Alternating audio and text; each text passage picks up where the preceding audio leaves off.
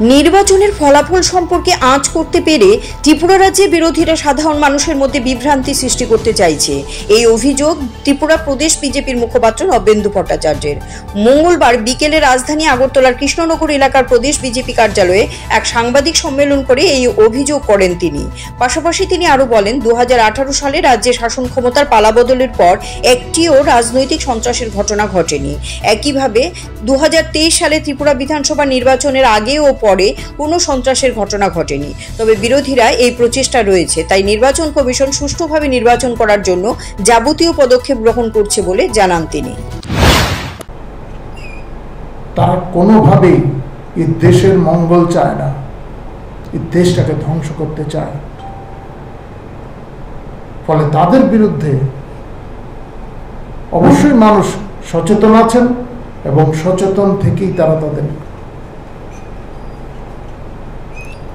23-এর নির্বাচন আর আগেই শেষ হয়ে গেছে। এখন এসে প্রাক্তন মুখ্যমন্ত্রী বলছেন 17% ভোট নাকি জোর করে দেওয়া হয়েছে। এই কি সব কথা? রাজ্যের মানুষকে অপমান করছেন। সেই ভোট শেষ হওয়ার পর আপনারা বলেছিলেন যে আপনারা নাকি ক্ষমতায় আসছেন, আর এখন বলছেন এত মাস পরে আপনারা বলছেন 17% ভোট জোর করে দেওয়া হয়েছে। আমি আপনার বক্তব্য শুনিনি, কিন্তু মিডিয়াতে যেই তথ্য এসেছে তার ভিত্তিতে আমরা কথাগুলি বলছি।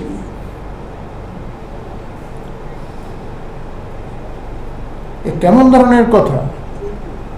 এতদিন ধরে আপনি রাজ্যটাকে শাসন করলেন, আর আপনি এই ধরনের কথাবার্তা বলতে পারেন? আপনি এই দলের সর্বোচ্চ নেতা এই রাজ্যের, আপনি যদি এই ধরনের অসত্য কথা বলেন, আপনি অসত্য বলছেন এই রাজ্যে কাজ নেই, খাবার নেই, কোথায় আছে দৃষ্টান্তটা দেখান আপনারা। আমাদের প্রত্যাশী বিপ্লব কুমার দেব চ্যালেঞ্জ করেছেন, জবাব দিন, দেখান দৃষ্টান্তটা কোথায়।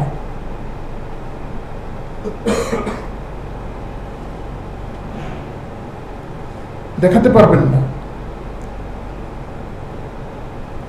হ্যাঁ, দেখাতে পারেন, আপনাদের পার্টির নেতাদের দেখাতে পারেন।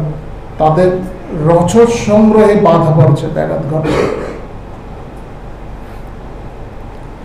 কারণ গাঁজা চাষের উপর প্রতিবন্ধকতা এসছে, ড্রাগস ব্যাপারীদের ধরপাকড় চলছে, অবৈধ ব্যবসা বন্ধ। আপনারা রসদ সংগ্রহ করতে পারছেন না, আপনাদের কাজ নেই। মানুষ আপনাদের গেলে আপনাদের ফিরিয়ে দেয়। আপনারা তো দেখেছেন, ভাইরাল হয়েছে না অনেক ছবি। CRI TV, channel for news and entertainment.